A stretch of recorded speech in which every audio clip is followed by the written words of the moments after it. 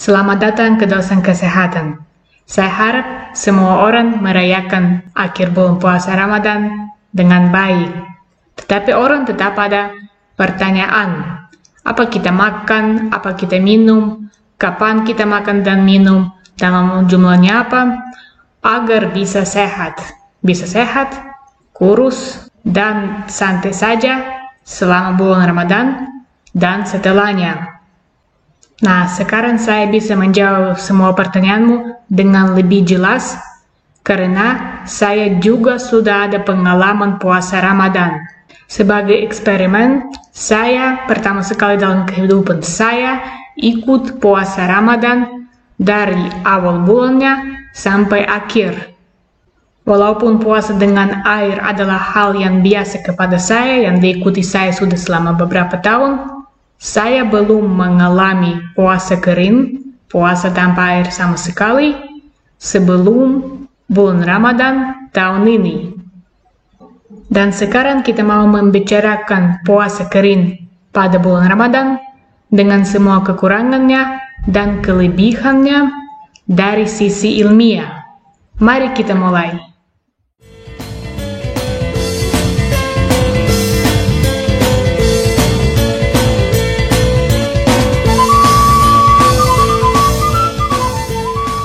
Pertama sekali dengan puasa waktu bulan Ramadan, kita memang dapat semua manfaatnya puasa yang sudah ditetapkan oleh ilmu.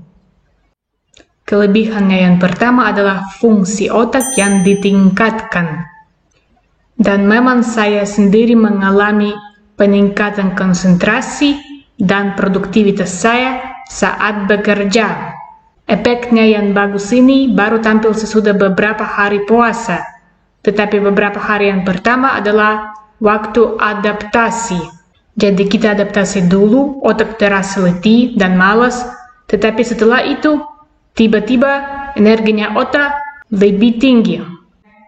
Terus ada manfaatnya puasa bagi kulit. Karena biasanya jerawat, akne, bopen, semuanya adalah akibat peradangan. Dan peradangan dalam tubuh muncul kenapa? Karena makan terlalu sering, dan karena makan makanan yang menimbulkan peradangan. Sepertinya minyak hidrogenasi, umumnya semuanya minyak nabati, seperti gorengan, manisan, dan jenis karbohidrat cepat yang lain. Jadi kita mulai berpuasa, peradangannya turun, dan masalah kulit turun juga. Ya, dan berat badan yang berlebihan juga kadang-kadang merupakan akibat peradangan. Terus hal yang sangat penting, puasa mengatur hormon yang berantakan banget. Misalnya hormon rasa lapar. Di antaranya ada grelin yang kasih signal bahwa kita mau makan. Dan misalnya leptin yang kasih signal bahwa kita sudah kenyang. Kalau dua-duanya berantakan, seseorang bisa misalnya makan ketika dia tidak lapar sama sekali, atau tiba-tiba merasa lapar ketika dia baru makan. Dan yang lebih penting, puasa mengatur hormon yang bernama insulin, yang mengatur gula darah manusia. Jadi puasa adalah hal yang saya rekomendasikan juga kepada semua penderita diabetes. Yang penting juga puasa berkala dan puasa Ramadan meningkatkan sistem imun. Makanya waktu puasa Ramadan, orang masuk angin lebih jarang. Dan tentu saja puasa Ramadan dan puasa di luar Ramadan yang konsisten, bikin apa? Memperpanjang usia manusia. Maksudnya, kenapa manusia menjadi tua? Karena sel kita mulai capek untuk bersihkan diri dari sisa-sisa, dari toksin yang menumpuk di dalam sel gara-gara makanan dan minuman yang buruk dan yang dimakan terlalu sering. Saat kita berpuasa, kita kasih kesempatan kepada sel kita untuk bersihkan diri. Proses pembersihan sel saat manusia ada puasa yang diperpanjang bernama autofagi. Saya sendiri ada hasil autofagi pada bulan Ramadan ini, hasil yang bisa dilihat. Karena dulu saya ada bekas luka di sini di tangan. Sekarang bekas luka hampir tidak ada lagi. Beginilah berfungsi autofagi. Tetapi untuk mencapai autofagi, puasanya memang harus panjang. Mulai dari makan sekali sehari atau bahkan lebih jarang. Bukan selama kehidupanmu, tetapi beberapa hari saja. Dan akhirnya puasa membuat kita terasa lebih baik. Tentu saja, pada waktu adaptasi, beberapa harian pertama, kita bisa merasa buruk. Artinya ada resistensi dari tubuh kita. Tetapi sesudah kita melewatkan batas yang tertentu, kita ada semacam detoksifikasi dari dopamin berlebihan. Maksudnya puasa juga mengatur hormon yang bertanggung jawab atas perasaan bahagia dan santai. Hormonnya bernama dopamin dan serotonin. Baiklah, biarpun begitu saya harus mengakui bahwa pola puasa bulan Ramadan juga ada kekurangannya. Dan kekurangan yang pertama tentu saja dehidrasi, artinya kekurangan air dalam tubuh. Masalahnya bahwa kekurangan air secara keseluruhan disertai dengan gangguan proses metabolisme tubuh. Dehidrasi juga dapat menyebabkan kekurangan zat elektrolit dalam tubuh. Dan tanpa zat elektrolit, tubuh manusia tidak mampu berfungsi secara normal. Tanpa elektrolit, sel kita dan kita sendiri tidak bisa membuat apapun. Jadi kelelahan yang kadang-kadang dialami oleh banyak orang waktu puasa Ramadan, waktu puasa kering, bukan akibat kekurangan kalori, melainkan akibat kekurangan air putih. Kenapa? Karena kalori ada di lemak kita diri sendiri, melainkan air putih, tubuh kita tidak bisa produksikan air putih. Kita harus dapat air putih dari luar. Kita semua makhluk hidup di bumi, manusia, hewan, tanaman, semua umumnya terdiri dari air. Inilah dasar kehidupan di bumi. Air yang baik, air putih, bahkan lebih penting daripada makanan. Tetapi tidak usah bingung, nanti saya kasih tahu gimana kita hindari dehidrasi saat puasa kering. Saya ingin kasih tahu apa saya bikin diri sendiri untuk hindari dehidrasi dengan sukses. Terus kekurangan yang lain puasa Ramadan dari sisi kesehatan adalah makanan malam. Dengan hal ini di Eropa lebih susah karena iftar baru sesudah jam 8. Kalau di Indonesia sedikit lebih gampang. Bisa makan baru sesudah jam 6 atau 7. Dan saya rekomendasi makan secara begini, 4 jam atau lebih sebelum tidur. Yang penting bukan langsung sebelum tidur. Umumnya makanan dicernakan dalam perut selama 4 jam. Dan yang penting kita tidak mau tidur saat makanan masih dicernakan. Proses tidur adalah proses berdasar pada kehidupan kita. Kenapa? Karena ada penyembuhan seluruh tubuh saat kita tidur. Tetapi kalau saat kita tidur ada makanannya di dalam perut, penyembuhannya sangat dikurangi dan kita bangun capek. Juga mutunya tidur sangat turun seandainya kita tidur dengan makanan yang masih dicernakan di perut. Dan akhirnya makanan yang ada di dalam perut yang masih dicernakan ketika kita tidur, hampir semuanya umumnya menjadi lemak. Soalnya kita hampir tidak butuh energi saat kita tidur. Dan apa yang terjadi? Energi dari makanan itu disimpan dalam tubuh dari bentuknya lemak. Begini saja. Tadi saya ada pertanyaan, kalau begitu, kenapa kita tidak makan sahur saja? Makan sahur daripada makan iftar. Sebenarnya bisa. Bisa makan sahur saja dan di tempatnya iftar minum air putih daripada makan sebelum tidur.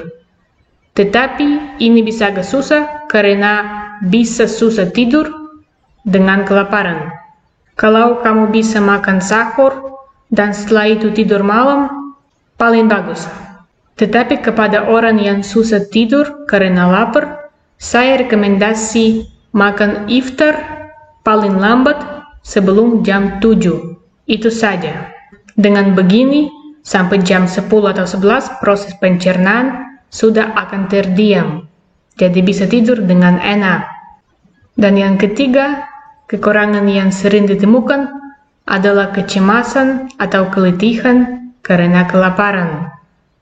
Nah, sebenarnya kekurangan ini terjadi kepada hampir semua jenisnya puasa. Tetapi solusi kepadanya pasti ada. Oke, marilah kita diskusi solusi-solusi kepada kekurangan yang telah saya sebutkan. Bagaimana kita melawan dehidrasi agar tubuh kita dapat cukup air putih, melainkan kita berpuasa kering. Yang pertama, OMAD. Bukan artinya orang gila, orang med. Pola makan sekali sehari. Makan iftar atau makan sahur, tergantung kemampuan kamu. Kenapa? Karena kita butuh sangat banyak air putih untuk proses pencernaan. Jadi kalau ada 2 hal makan, kita butuh 2 kali lebih banyak air putih untuk nutrisi sel kita. Kalau ada beberapa hal makan, air putih dipakai untuk pencernaan, sementara sel menderita karena dehidrasi. Jadi sebaiknya makan sekali sehari, minum sebelumnya, terus minum lagi, minum banyak-banyak air putih, tambahlah garam laut dan sedikit jeruk kepada air itu untuk tahan lebih banyak air dalam sel organisme.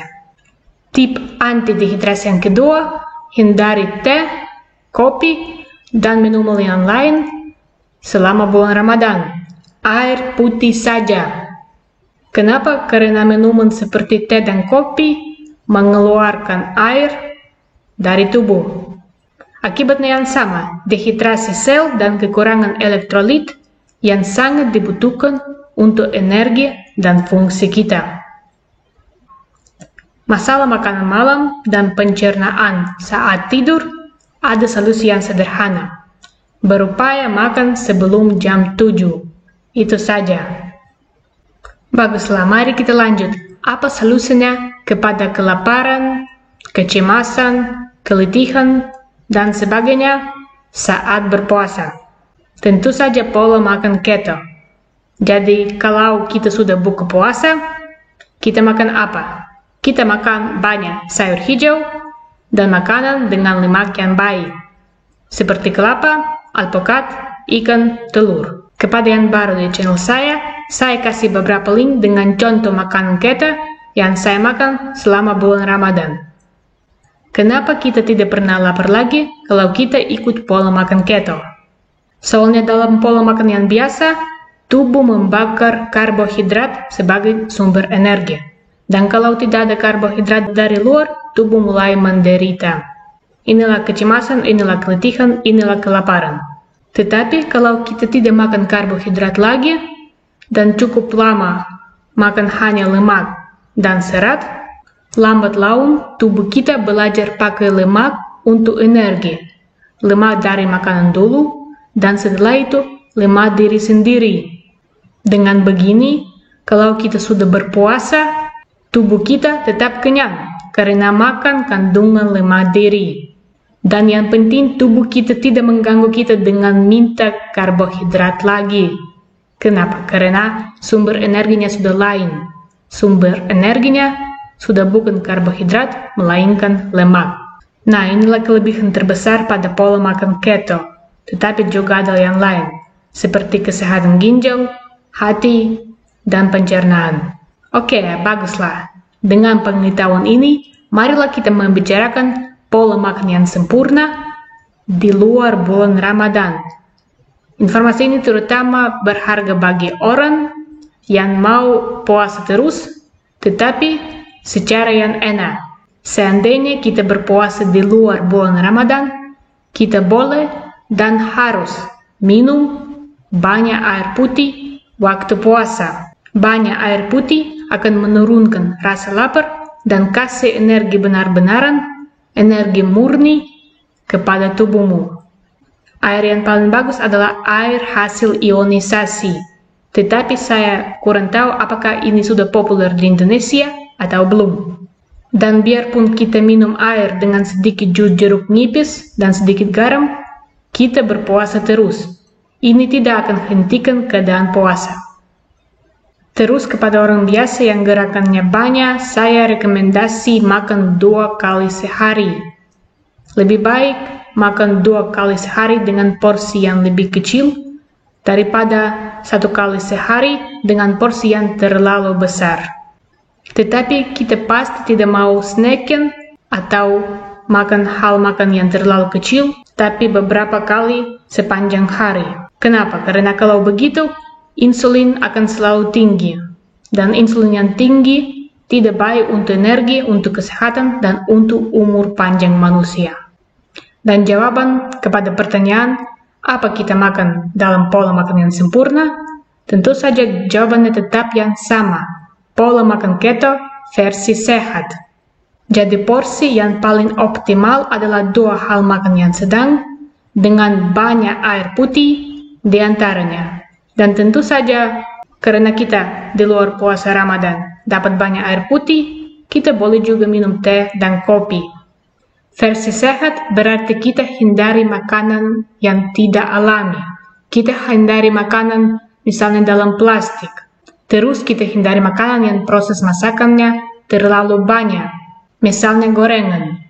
Dan sebaiknya berupaya cari makanan yang benar-benaran, dari kebun, dari sungai, dari pasar. Pasti lebih baik daripada junk food. Baiklah, pertama sekali saya mau berterima kasih semua subscriber sahabat saya yang mendukung saya dalam pengalaman puasa kering. Mudah-mudahan pada tahun depan saya bisa mengulangi eksperimen saya pada bulan Ramadan untuk cek teori lagi yang bisa bermanfaat bagi orang lain. Saya berterima kasih atas kehadiranmu hari ini dan mengundang semua tamu menjadi subscribers dan sahabat. Semoga sehat semua dan sampai video baru dengan dosen kesehatanmu.